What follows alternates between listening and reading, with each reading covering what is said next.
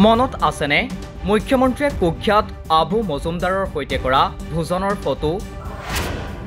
প্ৰধানমন্ত্ৰীৰ নিৰ্দেশৰ পাছতো কিদৰে চলিছে সুপাৰী সিন্ডিকেট? অসমত অবৈধ সিন্ডিকেটৰ আঁৰত থকা মহন্ত উপাধিধাৰীজন কোন?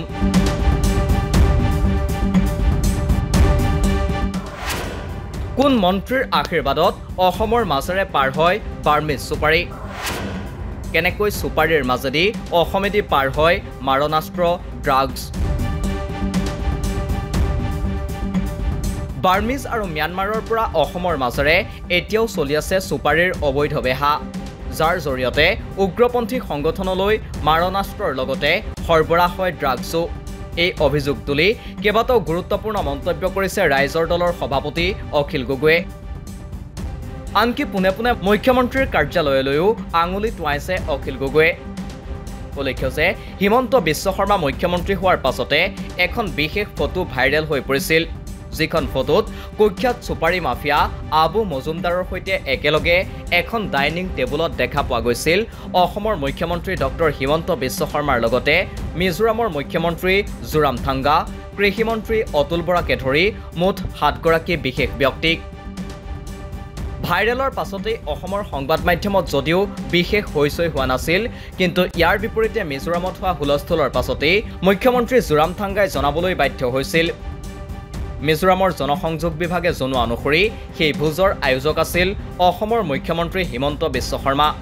দিল্লীত হোৱা সেই নৈশ ভোজনতেই দেখা পোৱা গৈছিল এইগৰাকী কুখ্যাত সুপাৰী মাফিয়াক। এইবাৰ পুনৰ আন এগৰাকী মাফিয়াৰ বিৰুদ্ধে নাম সাঙুৰ খাই পৰিছে অসমৰ মুখ্যমন্ত্ৰীৰ।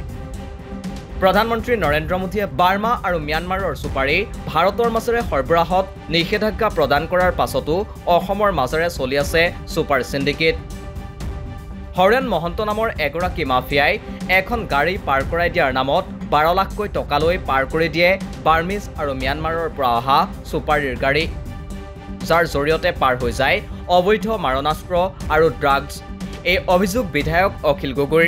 ভাৰতবৰ্ষৰ প্ৰধানমন্ত্ৰীৰ কাৰ্যালয়ে অসম চৰকাৰক নিৰ্দেশ দিছিলে যে অসমৰ মাজেদি যি অবৈধ বাৰ্মিজ বা ম্যানমাৰৰ সুপাৰী পাৰ হৈ যায় বা ইণ্ডোনেছিয়াৰ সুপাৰী পাৰ হৈ যায়, এই সুপাৰীৰ কাৰবাৰটো বন্ধ কৰিব লাগে।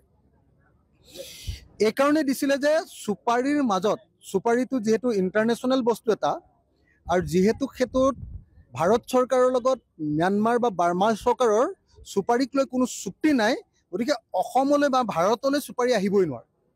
সেইকাৰণে কি কৰে, কাষ্টম ডিউটি ল'ব নোৱাৰে সুপাৰীৰ ওপৰত। কাষ্টম ডিউটি ল'ব নোৱাৰাৰ কাৰণে কি হয়, ইণ্টাৰনেশ্যনেল চেকিংটো নহয় সুপাৰী। সেইকাৰণে সুপাৰীত যিহেতু ইণ্টাৰনেশ্যনেল চেকিং নহয়, একদম ডাইৰেক্টলি ম্যানমাৰৰ পৰা ডাইৰেক্টলি মণিপুৰৰ মাজেদি বা মিজোৰামৰ মাজেদি যিহেতু আমাৰ ইয়ালৈ সোমাই আহে, নৰ্থ ইষ্টলৈ সোমাই আহে, গতিকে সেই সুপাৰীৰ মাজতে ড্ৰাগছ আহে, অবৈধ ড্ৰাগছ, আৰু সুপাৰীৰ মাজতে AK-47 বা অন্যান্য মাৰণাস্ত্ৰ আহে। সেইকাৰণে কেন্দ্ৰীয় চৰকাৰে নিৰ্দেশ দিছিলে যে সুপাৰীটো কোনো পৰ্যায়ে আহিবলৈ দিব নালাগে, কাৰণ সুপাৰীৰ মাজেদি যি ড্ৰাগছ আহে, সুপাৰীৰ মাজেদি যি বন্দুক বাৰুদ আহে, বোমা আহে, AK-47 আহে, এইটোৱে গোটেই ভাৰতবৰ্ষৰ সাৰ্বভৌমত্বৰ কাৰণে ই এটা অত্যন্ত ভয়ংকৰ ঘটনা। কিন্তু তাৰ পাছতো অসমৰ মুখ্যমন্ত্ৰী হিমন্ত বিশ্ব শৰ্মা নামৰ মানুহজনে এতিয়ালৈকে সম্পূৰ্ণৰূপে অসমত সুপাৰী বন্ধ কৰাৰ ব্যৱস্থা গ্ৰহণ কৰা নাই। অসমত প্ৰত্যেক দিনাই সুপাৰীৰ গাড়ী এতিয়াও ধৰি আছে, অবৈধ সুপাৰীৰ গাড়ী ধৰি আছে। আৰু আমি সকলোৱে জানো যে এই কামটো মহন্ত নামৰ এজন সিন্ডিকেট মাষ্টৰে এই কামটো কৰাই আছে। অসমৰ যিটো নেশ্যনেল হাইৱে আছে, এই নেশ্যনেল হাইৱেটো পাৰ কৰি দিয়াৰ দায়িত্বটো হৰেণ মহন্ত নামৰ এজন সুপাৰী মাষ্টৰে এই কামটো লৈ আছে। এতিয়া কোনো টিভি, কোনো বাতৰি কাগজে হৰেণ মহন্তৰ নামটো নলয়। আৰু হৰেণ মহন্তক যে এজন মন্ত্ৰী বা মন্ত্ৰীৰ কেইজনমান মন্ত্ৰীয়ে বা অসমৰ মুখ্যমন্ত্ৰীৰ অফিচৰ পৰাই যে ছাপৰ্ট দি আছে, এই কথাটো কোনেও নকয়। অৰ্থাৎ অসমৰ মুখ্যমন্ত্ৰীৰ কাৰ্যালয়ৰ পৰা আৰু কেইজনমান মন্ত্ৰীৰ তত্বাৱধানত অসমত আজিৰ দিনটোতো ভাৰতবৰ্ষৰ প্ৰধানমন্ত্ৰীয়ে বন্ধ কৰি দিয়া সুপাৰী সিন্ডিকেট আজিৰ দিনটোতো চলি আছে। আৰু সুপাৰীৰ ভিতৰত এতিয়াও ড্ৰাগছ আনি থকা হৈছে, সুপাৰীৰ ভিতৰত এতিয়াও AK-47, AK-56 আৰু অন্যান্য বোমা বাৰুদ আনি থকা হৈছে।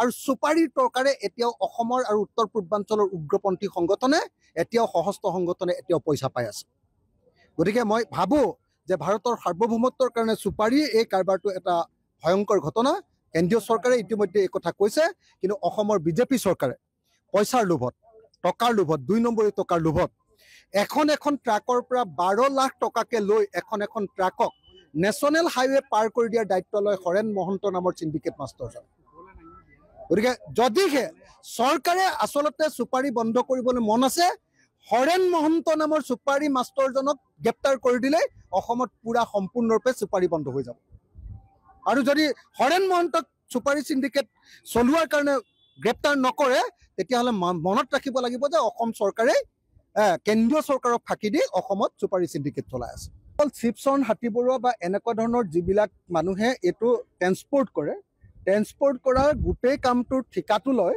মানে গাড়ীখন পাৰ কৰি দিয়া ঠিকাটো লয় হৰেণ মহন্ত শিৱচৰণ হাতীবৰুৱাৰ নামটো আপোনালোকে ক'ব পাৰে তেনেকুৱা ধৰণৰ আৰু বহুত তেনেকুৱা ট্ৰেন্সপৰ্টাৰ আছে বহুত কেইজন এজন দুজন নহয় হয়তো 100জনত ওলাব কিন্তু আচল মাষ্টাৰ মাইণ্ডজন হ'ল হৰেণ মহন্ত আৰু হৰেণ মহন্ত কাৰ মানুহ আপোনালোকে সকলোৱে জানে গতিকে আপোনালোকে হৰেণ মহন্তৰ নিউজটো দিয়কচোন আৰু মই অসমৰ মুখ্যমন্ত্ৰীক কৈছোঁ যদি আপুনি সঁচাকৈ অসমত চুপাৰী বন্ধ কৰিব খুজিছে প্ৰধানমন্ত্ৰীয়ে কৈছে আপোনাক বন্ধ কৰিবলৈ মই জানো তেতিয়াহ'লে আপুনি হৰেণ মহন্তক গ্ৰেপ্তাৰ কৰক আৰু সেই পিছদিনাৰ পৰা সম্পূৰ্ণৰূপে অসমত চুপাৰী বন্ধ হৈ যাব